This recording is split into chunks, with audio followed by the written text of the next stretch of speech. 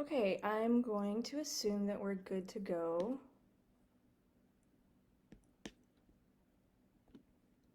I just feel a little mystified, but that's okay. Such is the nature of the material.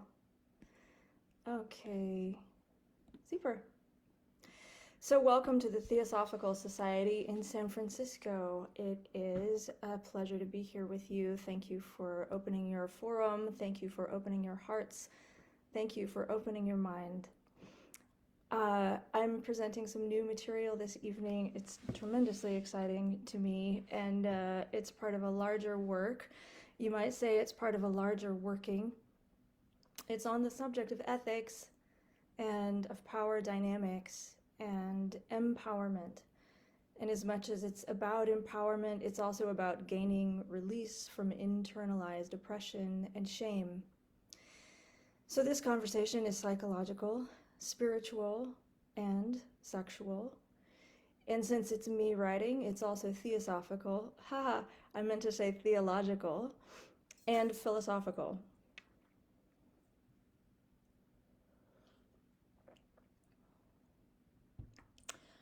I want to offer a little vertical slice that we can use as a frame for the thinking tonight. Richard Powers' talk at this time last week, especially regarding the structure of consciousness and reforming those structures, forming them and reforming them over the course of a lifetime. If you haven't watched it, do check it out. And if you have watched it, remember that for later. I also want to refer to Maya Luna's recent posts about women's sexual, societal, and psychological disempowerment, particularly at the hands of well-known spiritual teachers. I want to also direct your attention to our esteemed Madam President Mary Powers' visionary dance oracle. Here's the one that I just mentioned. Right, Richard's piece on consciousness. I'll refer to it later. And Mary's Visionary Dance Oracle, which is bringing together the mystical and the primal to open the way for something else to come through us in the dance. So, okay. There's some other current events that I might refer to that are very much about invading others' resources, which we'll come back around to. So, getting to the point, Subspace and Shaktipat, the title of tonight's talk. It was originally the title for a book. Now I'm referring to the book as Kink and Tantra. It's still very much underway with a table of contents that's ever evolving. Other entries will include desire and power, sex and death, Eastern spirituality, Western sexuality, and of course, BDSM and Bhakti. Subspace and Shaktipat will be the title of a section within the larger book, and for now, it's the title of tonight's presentation to you. I want to preface this whole endeavor with a clear caveat, and that is I'm not much of a BDSM person to date. I've always found it interesting to consider from a psychological standpoint, from a societal standpoint, and from a sexual standpoint, just never to get very deeply into it. I have interviewed serious practitioners in depth and will include some of their stories of spiritual surrender and empowerment in a few chapters. But most of this book is probably not titillating, unless, like me, you consider phenomenology and deathless lyrical prose titillating. Subspace is a term used among BDSM practitioners to describe the state of full mental and emotional surrender that the submissive reaches when in total deference and constructed and consensual powerlessness at the hand of the dominant, at the feet of the dominant. The spiritual charge that the dominant might gain is a topic for a different talk.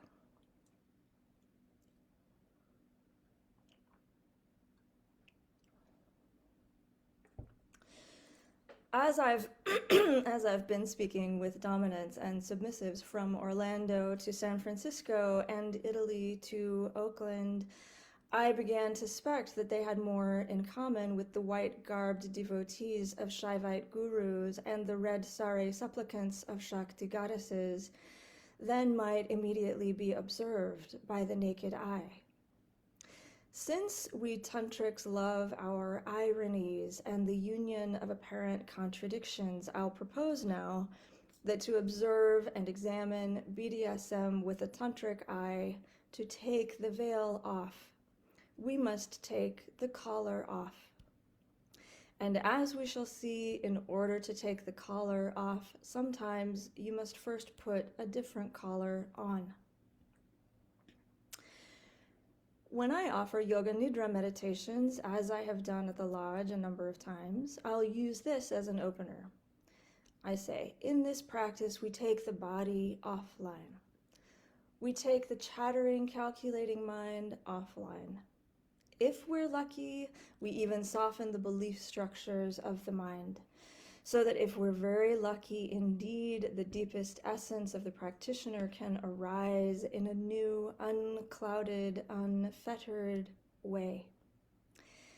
And the soul of the practitioner can unite with the all that is in a space of complete and total potentiality. Subspace is something like that. In Yoga Nidra, we speak of brainwave states, the layers of physical, mental, and perceptual activity, different brainwave states between waking and sleeping.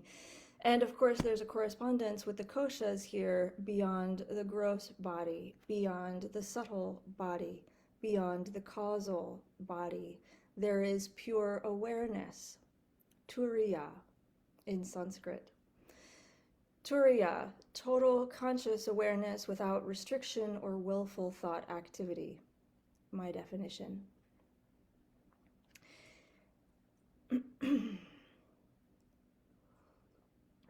It's just that the way that you get there is different. In Yoga Nidra, we might use tension and relaxation, breathwork techniques to calm the vagal system of human neurology. And we might use suggestive imagery and words to soften or shift the conceptual structures and meaning-making activities. In BDSM, the preferred methods are control, impact, and pain, or strong sensation. Yoga Nidra and BDSM do have in common the immobilization or the restriction of the body. But whereas Yoga Nidra down-tunes the nervous system through the ancient techniques of withdrawing the senses, for example, BDSM uptunes the nervous system through extreme sensation, activating both the mind and the libido through all the various methods.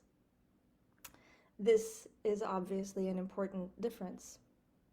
With BDSM, with ancient tantric practice, with Western psychology, we have ways of getting to a state of surrender. And so it is with leadership styles, with influencing tactics in varying contexts and with varying ethical implications. It's all a difference in approach. It's how you reach, revitalize, and reconstruct the inner chamber of Richard's updated diagram of Ramana Maharshi's map of consciousness. The soul level where source and origin live. The innermost void and all channel at the essence of what we cloak and mantle with beliefs, reasoning and feeling, personality and performing. At the center of it all, at the center of us all, I'm hearing David Bowie in my right ear. His self-eulogy called Black Star. Remember, the innermost chamber of consciousness is a portal to the void and all. And it flows both ways, from the void and all back into the individual consciousness. This is how we are both one and many simultaneously. And in that state, when the structures around the chamber are softened or taken offline, the consciousness is receptive, suggestible. I want to interrupt myself to show you what I'm talking about in visual terms. This was the diagram of the consciousness that that Ramana Maharshi proposed some decades, almost a century back. And then we have Richard's update from, I guess, last year. Is that right? Check it out. Deeply fascinating. So in that state, when the structures around that chamber in the center, the littlest square, are softened or taken offline, it's the back square if you look at the diagram, the consciousness is receptive, suggestible. And as any hypnotherapist, psychologist, huckster, guru, motivational speaker, diplomat, or used car salesman can tell you, if you can reach a mind's core beliefs, you can pretty much, if you can shift those beliefs for even a moment, you can pretty much own that person, their will, and potentially, can I say this out loud, their soul. If your hook goes in at the right angle, you've got a customer for life. You've heard it in 1,000 sales trainings. And or you can provoke great capacities of learning, liberation, activation, health and healing, connection, communion, peace, pleasure, and prosperity. You can not aim to own and commandeer anyone's soul or will or intelligence, but to liberate and energize them instead. So this is where Shaktipat comes in. Okay, this is a little harder to explain. Shaktipat is the abrupt delivery of initiatory spiritual energy from a giver to a recipient, most often transmitted through direct person-to-person eye contact. My definition, oversimplified by a fair amount. In order for the Shaktipat transmission to land on fertile soil, the supplicant or devotee or student's mind and body should ideally be prepared via weeks or months or years of receiving careful, attuned guidance, specific instruction, steady practice, study and thought, discourse with other learners, and physical practices. Similarly, in serious lifestyle BDSM, the top trains the bottom, the dom trains the sub. For maximum surrender and satisfaction on both sides, they actually train each other.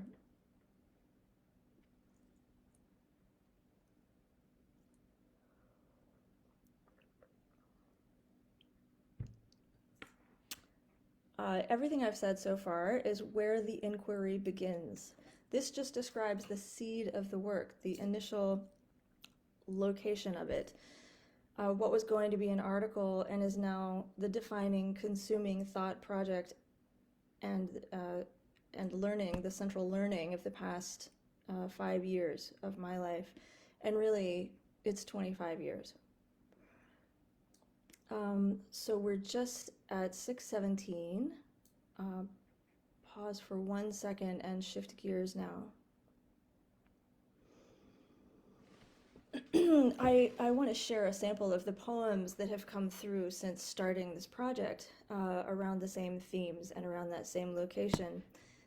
3 longish poems previously shared on social media. They all take place around what I call the Om zone, the borderland between all that is known and all that is not.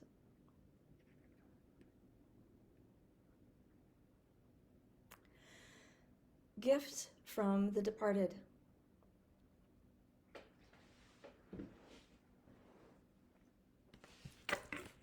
I'll put my friend in a little bit. How do I?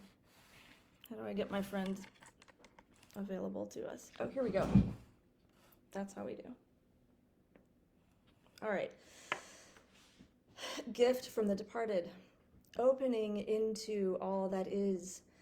There is a certain relief when we reach past the density of this incarnate world into the beyond, void, eternity, and there is a tenderness we feel for the flesh, the body, the material of it all. Where home is flips over the course of a lifetime. Out there, in here, here and now. With you, by myself.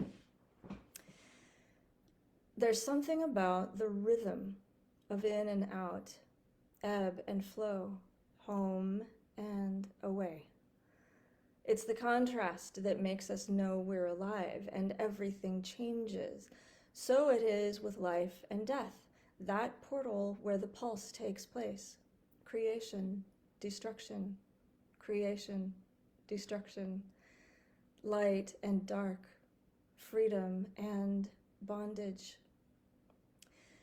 Male and female, is one outward and one inward? Does it seem so? Which is which? In the visible realm, the obvious, masculine is outward, feminine is inward. In the no less real world, we do not see, unless we do. Males are contained to an extreme, beaten straight like swords, built impenetrable like towers. And females are generous and pulsing, pouring fragrance and invitation like flowers, unless this is also a myth. So here's the beauty of the binary, the ones and zeros. The either-ors, it's the spanda of differentiation, the moment of separation, the churning, both either and or, that makes this appealing, that makes this dimension so appealing to the formless. That's the kink, density and levity. Ask any yogi, there's no in-breath without its accompanying out-breath. It's absurd to even try to imagine the one without the other. They exist only and ever in an unending chain, a sequence with no beginning. Without the vertical and the horizontal, there is no z-axis. Without the tension between opposites, the magnetism and the repulsion, there's no momentum. This, finally, the gift from the departed. This reverence for incarnate life. As we begin to comprehend our deaths, we begin to apprehend our lives.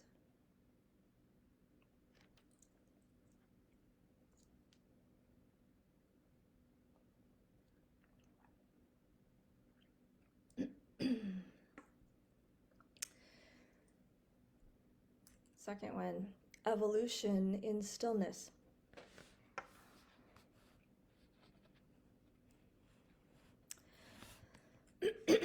There's a way in which the stripping down of this time of year, this new moon in early January, truly the dead of winter and the cold dark night, reveals the essence of things all over again, reveals the essence of us. It's cold as fuck, that cold that seeps up through even sturdy boots and socks and bones. You can't get away from the cold for more than a few minutes. A hot tea and a hot shower on demand, luxury never imagined. I know the magic will come back. I know the bhava will come up again. And I know myself stronger than ever. More strongly than ever do I know myself. I want to concentrate that vitality, magic, and bhava, drive it through my body, aura, field, kleshas and koshas, bring it in to structure it and charge it up.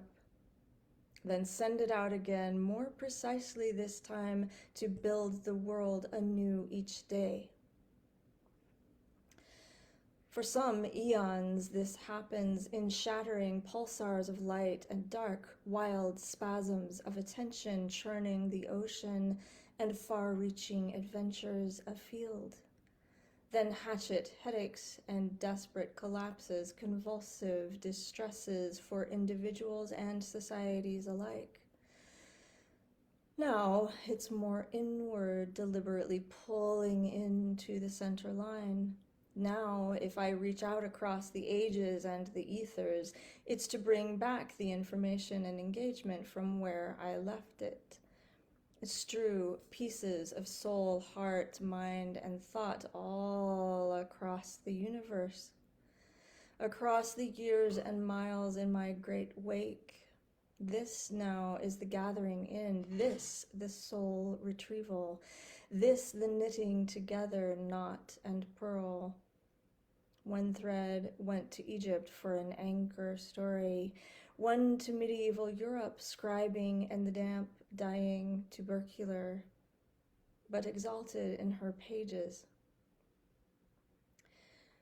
I know the loving will come again. I'll go from suffering and pitying myself to radiantly loving all that is. Heartbreak is no place to live. Devastation is no kind of home. One needs a full heart to do the work of living, and other people too. The heart's not at its best in a vacuum. Though she continues there, majestic in every fine fiber, this dragon soul of mine, impatient with flesh and time, come to the garden, rest a while by the fire. Come, have a soak in the hot bath, fragrant oiling for your scales. Sigh, moan, weep if you must, then spent, dissolve, become supple and buttery, ease up, drop in deep. This is an active hibernating. We talk, we love, we make, we dream. No more daunted, but only trusting these cycles they cycle. Nowhere and no time on Earth is not affected by sun and moon, planets and constellations, orbiting as they do, rioting or drudging as they may. This is integration. Weaving and reweaving what we have lived, pulling the threads home from their faraway travels. What stories have you? What can we learn? How do they do things where you went? How do we improve things here? How do we make a lush and safe and nourishing place? How can we ease suffering and amplify joy and flow in total acceptance and surrender to our blissful, deepest truth? And then, indeed, what world do we yearn for? What world do we see ahead? What is our preference? What is our vision? And we dream it, we knit together an invitation, we see it coming. We dance and imagine it already here. And by this energetic signature, this forming of what was formless only moments ago, does this dream know its home? Does this dream find us? We feel it, we know it, we call it, it finds us, it knows us, it knocks on our door, it flies in our window. Hello, welcome, we've been expecting you. It is at once an exercise in wild imagination and in accepting things as they are now. For if we do not fully accept the present, we cannot change it in a lasting way. Full presence based in full acceptance, and in calling back our wandering heart, the better to feel it beating. That was from this January.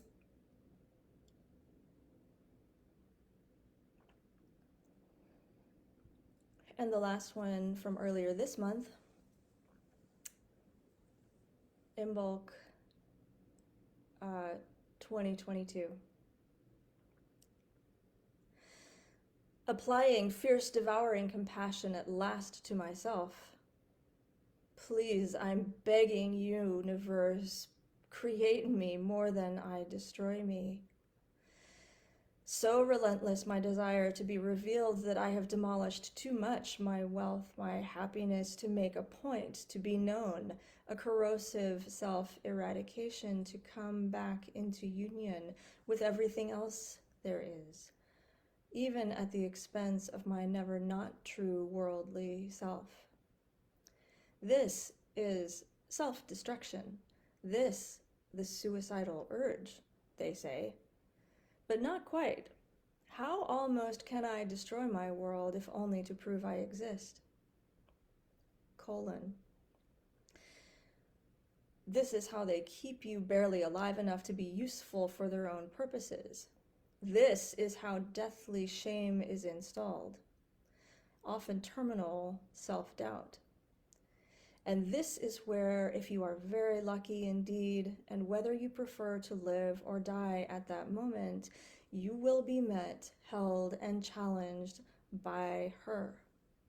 Mahakali, Coatlicue, the great churning storm of dark matter-fueled raging radiation. And if we visit or linger there, we meet her as ongoing, uniting dualities, shimmering all and none. The making of death, the making of life, one portal, two sides of the coin. So I extend these prayers and blessings into all beings everywhere, and thank you for your interest and invitation. Amen. Ashe. Aho. What's up? Blessed be. Comment below. Good night.